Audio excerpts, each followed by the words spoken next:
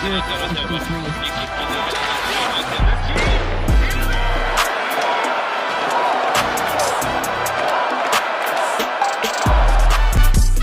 and welcome to our final Hockey Inside Out show of the season after the Canadiens were beaten by the Carolina Hurricanes in the Eastern Conference Final. I'm Stu Cowan of the Gazette, and I'm joined by my regular partners here, former Canadiens teammates and 1986 Stanley Cup champions, Chris Nilan and Rick Green. Well, Knuckles, now that it's all over, a long season, good season in many ways for the Canadiens. What's your main takeaways from this season? Main takeaway is they made a lot of improvements. The team, we saw some growth this season. You know, I think the growth wasn't as evident the first few years, right? There was a lot of mistakes. There was a lot of difficult play. There was a big learning curve there as a group. And I think this year we've certainly seen that growth. And, hey, they seem to be ahead of schedule. They certainly surprised a lot of people by going to the conference final. You know, hoping to, after seeing them last year, get bounced out in the first round. If you look at what happened to them last year in the first round, this year in the first round, they had the same kind of challenge, against Tampa Bay, a proven team. And they certainly stood up to it, and we know they had their games that weren't so great, but boy, they persevered and went through. Same in the second round. And then the third round, obviously, conference final was overwhelming. But, I like where they're at. I know certainly moving forward, they're going to have to make some changes. They're going to have to add some people if they want to really make a run at this thing. And I know they do. But we'll see what they can do as far as making changes.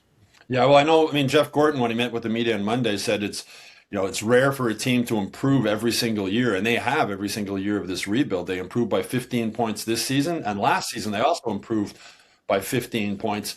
Rick, what's your takeaway from what happened this year?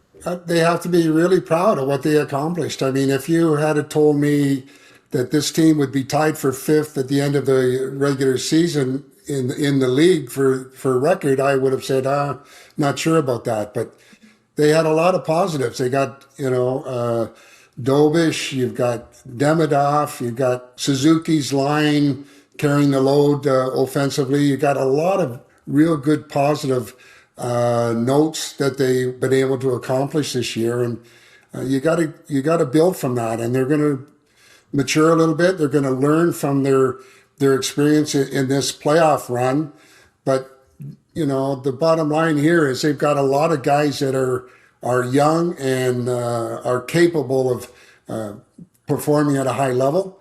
So they're in a good position, and we look forward to seeing they continue to progress in a lot of ways, and they're obviously going to address a couple of the problem areas that they think need to be addressed, and that's what management does, and they do it well. So it should be an interesting summer moving forward. Yeah, Ken Hughes said yesterday, Knuckles, he knows they need to be better defensively and they need to be more physical. I know you've said for quite a while, they need more men in the lineup. Is that still the way you look at it? They just need to get for sure. Yeah, they went up against a more experienced team, a bigger team overall, and a team that had a system that just smothered them. They rely on that transition game, that puck possession game, and they just took it away from them. We saw them stand up to Tampa with the physical play, and somewhat in Buffalo, but that on a small team that takes its toll. And I always say it: who's standing at the end? Big teams. Look at the two teams that are standing at the end. Sure, you need talent, but you need size. And guys that can play and take that wear and tear in the playoffs. And, as far as what do they need, well, I think certainly on the back end, you need tougher defensemen. It's great to have that puck possession team, but boy, when you get a team taken away from you and knocking the shit out of you every night, that wears on you. So, I would think a little bit tougher on the defensive end, and then certainly they're going to need another centerman. and some big wingers, third and fourth line players that can go out there and rumble. So I know seems like a lot, and you can't do it all in a day. But boy, that's where they need help.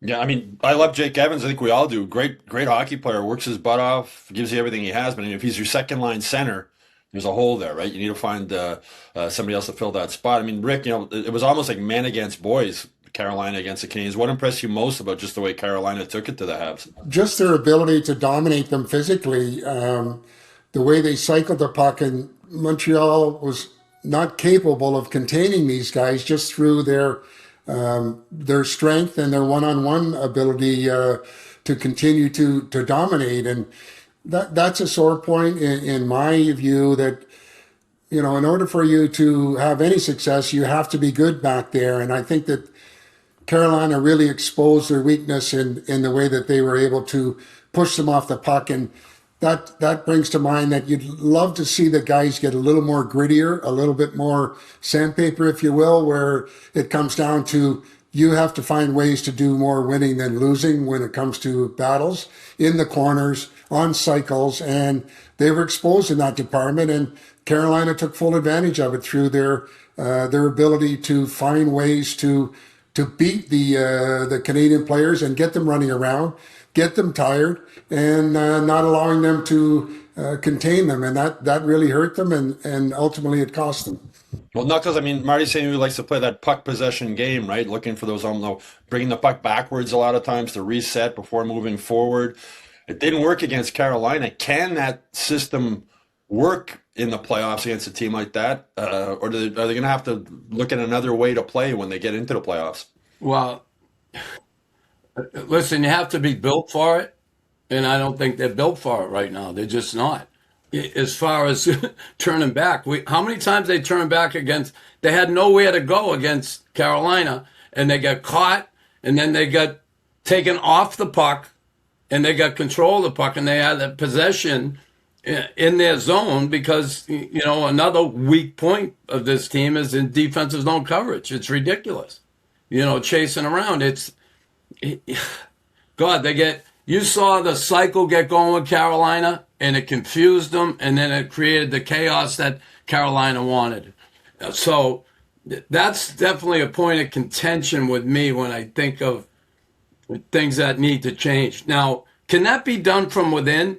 Do they need to bring someone in to kind of help with the defensive zone coverage? Because honestly, they've had all year to work on it, to apply a system that these kids can understand and play that's effective. And they've struggled with that. They struggled all year with it. So, yeah, I think they certainly can improve in those areas. I know, Rick, you obviously played defense for the Canadiens for many years. You coached the defense for many years also. What would you be looking at during this offseason if you were still in that position as far as improving their defensive zone play?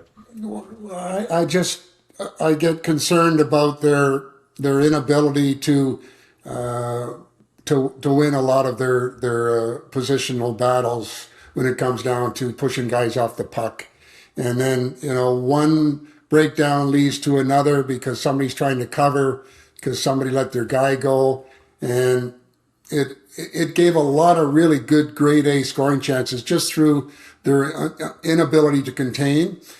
I think that for me, I would love to see them stabilize a little more of the positional work in their zone. I know that a lot of teams are playing this man-on-man type setup, but I don't know if they have the personnel to execute it to a T, because I think that, seeing the way they played against Carolina, they were exposed on that front.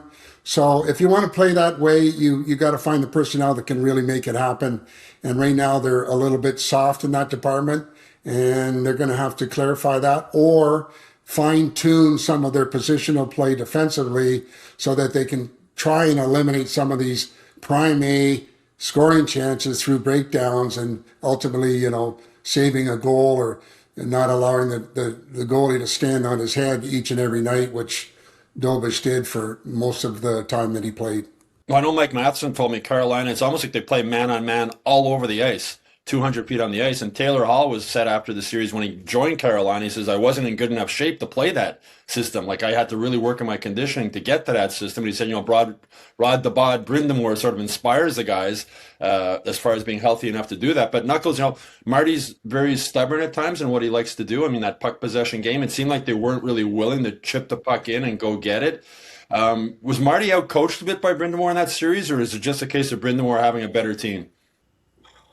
One, a better, bigger, more experienced team to start with, okay?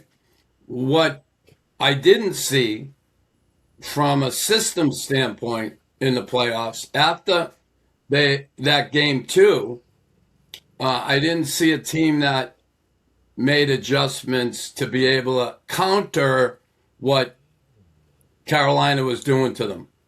And personnel-wise, do they have it? They're a puck control team. Are they a tough and rumble team? A couple guys out there can get it done that way, but through the lineup, it was difficult. And again, coming out of their end, and I'll say it again, they had D-man behind that with the puck. They had one guy mirror him, two guys swinging, and then Carolina swung two guys, and we saw the long bomb pass. How many times? Long bomb pass. Chip it in. By the time they get there, they're coming the other way. If they got there on time, they were getting pushed off the puck. So they could never get nothing going in the offensive zone that way. They were so strong for them. Carolina was in their face every time they got the puck. They smothered them. They didn't let them, operate like they're built to operate. As you mentioned, like no lineup changes or anything for Game 5. Rick, I was really surprised Brendan Gallagher wasn't in the lineup for Game 5. He was also. I mean, we saw him in tears Monday meeting the media saying basically he's done in Montreal. I think he took it as an insult that he wasn't in the lineup. They weren't going to come back and win 3 games against Carolina. That was obvious. They probably weren't even going to win Game 5. But, Gallagher, as he said, I dragged guys into the fight and I could have done that. Were you surprised that Marty didn't play Gallagher that last game, and now it looks like he's played his final game for the Canadiens? Yeah, I guess so. I mean, we all know what Gallagher does, and those ingredients that were missing in a lot of the playoffs, crashing the net and causing lots of commotion, even if it was a 6-minute stint for him, he would bring that and maybe bring the other guys along to follow suit. So, it's damned if you do, damned if you don't. It's a decision that coaches make, and sometimes you look like you're a hero, sometimes you're questioned, and it's unfortunate. It's about the team, not about so much the individual. But I know, and everybody else knows, that type of character and ingredient that he brings, then has brought for 14 years, is contagious, and it would have been nice to see him go in on a better note and maybe, have a better chance to end his career on a little more of a positive than what we've seen play out to date. Knuckles, in Game 5, it looked like some of the Habs had almost given up, especially after they went up 3-0. I mean, that's one thing Brendan Gallagher would never give up. And we saw him near the end of the game. He was at the bench wearing a hoodie and a ball cap. I asked him about it Monday, and he said it was, he just wanted to be there and sort of experience the final thing. I mean, he would have definitely brought some fight to that. I mean, Brendan Gallagher wouldn't have given up. Yeah, no question about his determination, his grittiness, all that, and I get that. Would he have dragged the rest of the crew into the fight? Listen, in the end, I don't know if they gave up so much as they were just, I think, mentally, physically worn down. They wore down. They every time they got the puck, someone was in their face. That takes a toll. I don't care. You can say, "Oh, I'll battle through it," and then you get the puck next time, and you're on your ass. Someone's right in your face every time. The pressure that was put on this team once they got the puck was overwhelming. So, yeah, listen. I love Brendan. I hate to see him leave this organization. I said it before. I'll say it again. And I certainly, in watching his interview, the emotional part of it, I understand that. Although I left here on different terms, I know what it's like emotionally to leave and not want to leave. You want to still be part of something. The CH being emblazoned on my chest. I never wanted to play anywhere else once I got here. So I know what that's like. It's tough. You know, it's tough. It was tough for me to watch him go through that, but you know, that's the business part of this game. Yeah, it seemed almost like he wanted to make a statement. Rick, he was the first player to come out for the end of season interviews and said, you know, I'm done basically, and talked about his mom and sort of broke into tears. And then later, teammates went on, but maybe 15, 20 minutes later, Jake Evans, one of his best friends, came out. And I mentioned to him, you know, with Gallagher gone now, you're going to be the longest serving member of the Canadiens. And he said, well, Gallagher isn't gone. And I said, well, he just said he is. And he had no idea, it seemed, which is so Brendan sort of kept it to himself, I guess. And then he also mentioned Gallagher that he still wants to play, thinks he has a lot left in the tank. Said maybe his hometown Vancouver Canucks. I don't know if they'd be interested in him. He has 1 year left on his contract, so the Canes either have to trade him or buy him out. Do you think another team like the Canucks might have interest in him moving forward? I'd say why not? You know, he says he still wants to play. He's determined to do whatever he needs to do to prepare himself, and you know, give him the opportunity. And you know, just on another note, I like to mention about the success of the team for most of the year was on their transition game and moving that puck, you know, on turnovers, which they didn't create a lot of, and the turnovers that they did create were giving it back to Carolina, and that hurt them in their overall play. And you know, I don't know how many times we could see the puck being moved, and they would try that little play, chip to the middle, a hope play that ended up getting turned over and Carolina coming back. So it made Carolina look really good because they were effective in their positioning to not allow the Canadiens to bring their transition game to them. And ultimately it cost them, and they didn't make any adjustment on that front to try and back Carolina off, and they continued to turn pucks over and completely took away their transition game in any of the part which was about puck possession. They didn't have puck possession enough to be effective, and that cost them. I mean, if Gallagher does end up somewhere else next season, Knuckles, you've spoken before how it was difficult for you playing for another team after the Canadiens, right? Yeah, it was tough for me. I just, you know, I did my job still, and but you know, the passion, the playing, the pride of the organization, all that thing. Not that the other organizations didn't have that. It just, I found myself lost a little bit. I'll never forget the first time I played against the Canadiens. I was like almost paralyzed. I'm like, I belong over there. I don't belong here. And yeah, it was difficult for me. You know, you know, I don't shy away from that. You know, I still did my job, but boy, just wasn't the same for me. I think one of the highlights of the playoffs for the Canadiens, Rick, was the play of Jacob Dobes in net. You know, came into the season as like the number 3 goalie in the depth chart, ended it as number 1, showed that he can handle the playoff pressure. You know, once after Jacob Fowler was drafted, he was considered the goalie of the future for this team.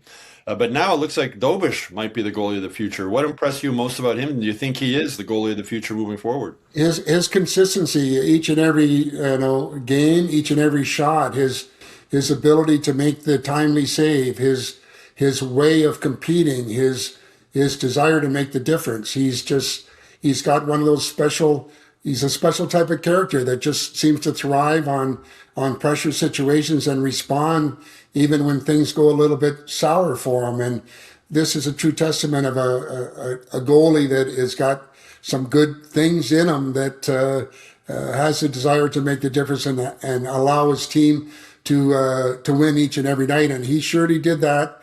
And he saved the team a lot of nights just through his ability to make those unbelievable saves.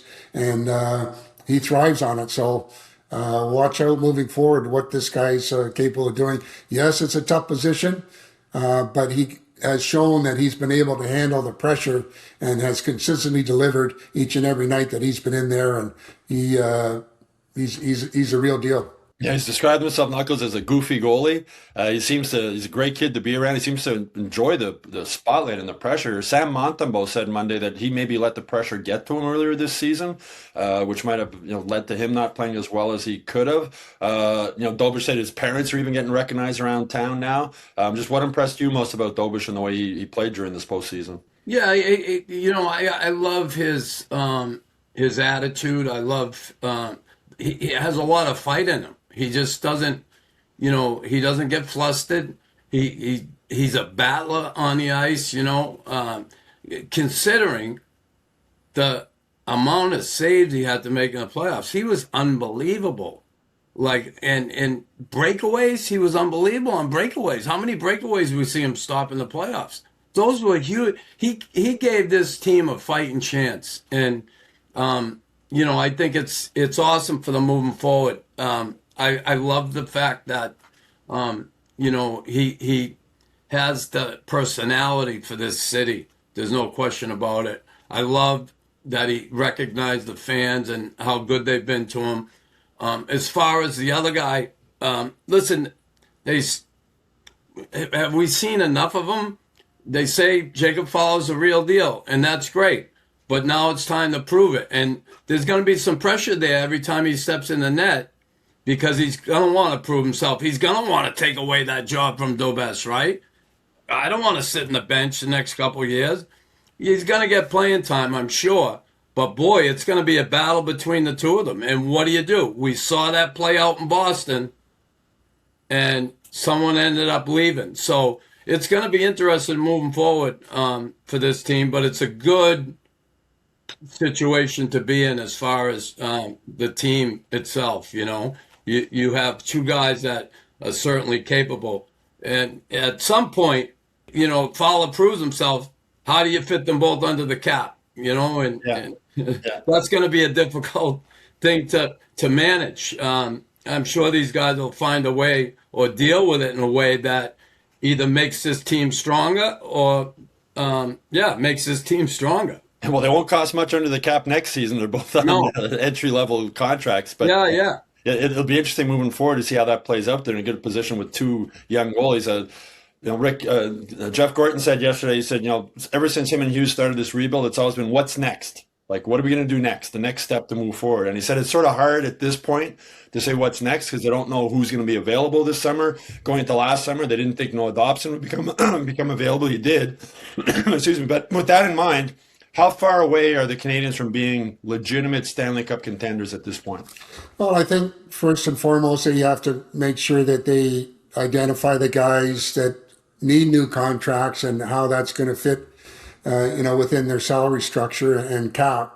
And one thing about these guys, they're not sitting on their hands waiting for something to materialize. They're reaching out. They have a pretty good understanding of some of the weak areas that they like to improve on. And like they do in a lot of the summer is identify and try and find players that fit the mix. And I'm sure there's going to be lots of conversation. Then there will be changes within the organization come next year. Yeah, and I think seriously, because they talk about 5-year rebuilding plans. They're going into year 5 now. What's next? I think there's guys maybe interested in coming to Montreal now after what they've seen here. I think maybe another year after another year they might be legitimate Stanley Cup contenders. What do you think? Yeah, listen, it all depends on the moves they make. Mm-hmm. If they and they want to make these moves, they want to get bigger, they need more men in the lineup, blah blah blah, all that stuff. But if they don't, they're not able to make those moves and add the right pieces to complement, the smaller players and be able to play a system like they played against Carolina, then it depends if they make the move. So I don't think as quick as next year, but they definitely should be able to do it in a couple of years, the way we've seen this management team operate. So we'll see what happens. As Jeff Gordon said, and he's right, him and Hughes, they've been aggressive since this rebuild started. I mean, when they've had a chance to get guys, they've gone and gotten them. But, Rick, now we got the Stanley Cup final coming up, Carolina against the Vegas Golden Knights. Any prediction about how that one's going to play out? It's going to be a close one, but I'm going to have to go with Carolina in 7. Carolina in 7. What do you think, Knuckles? I'm going to go with Vegas. I'm going to be contrary to a lot of the sentiment out there. I've heard everybody picking Carolina, and that's great. But two big teams. They got talent. Vegas got some talent. I know. And again, Anderson's played great. You got the goalie battle there. It should be interesting. I'm going Vegas in 6. Yeah, I'm with you, Knuckles, but I think both two big teams. I think Vegas just has maybe more talent. Mitch Marner's been playing amazing in the playoffs. He has something to prove. Imagine Toronto fans if Mitch Marner ends up hoisting the Stanley Cup. That'd be interesting to see. So I'm going to say Vegas in 7. Anyway, that's it for our final Hockey Inside Out show of the season. I hope you all enjoyed it. We will be back with 3 bonus episodes coming up over the next few days, so you can look for those. The Hockey Inside Out show is also available on Spotify and Apple Podcasts. And if you haven't done so already, please subscribe to the Hockey Inside Out YouTube channel.